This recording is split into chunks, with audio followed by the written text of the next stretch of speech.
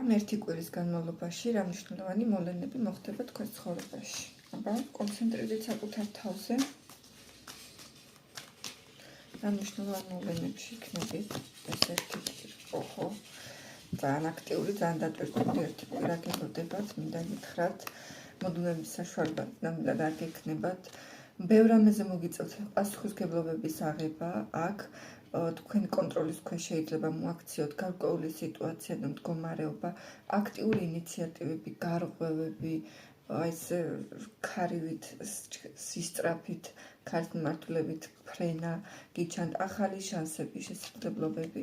შესაძლებელია ეს ფინანსურ მატერიალურ საკითხებში იყოს, შესაძლებელია პირად ურთიერთობებში იყოს, არ არის აუცილებელი, რომ რაღაც სპექტაკლების ტუზი ამოდის, რომ ყოველთვის ფულს უკავშირდებოდეს, თუმცა ძირითადად მატერიალური საკითხების გაუმჯობესებას უკავშირდება, თუმცა სავსებით შესაძლებელია აქ ურთიერთობებში იყოს ინიციატივა წამოსული, რაღაც ურთიერთობის შანსი იყოს, შეიძლება სამსახურის შანსიც იყოს, არ გამორიცხავ ბევრ თქვენთაგანთან, ყოველ შემთხვევაში საკმაოდ თავდაჯერებულები, ოპტიმისტები, ძლიერები, შემართებით სავსენი იქნებით, ცეცხლოვანი მიმწოლ ენერგიებში.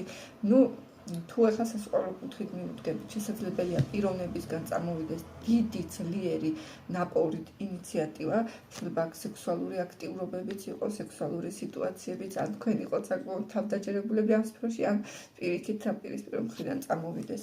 ნახოთ აბა რჩევაც ბარემ მოდით ამ ერთი კვირის განმავლობაში თქვენთვის. რჩევა ძალიან საინტერესო რჩევა. იყავით გახსნილები, იყავით ღია სიახლეებისთვის, არ იყოთ ჩაკეტლები, მაქსიმალურად ესე ვთქვათ, თავისუფლად, მოდუნებულად, მიმღებლურ პოზიციაში დადეგით ამ ერთი კვირის განმავლობაში.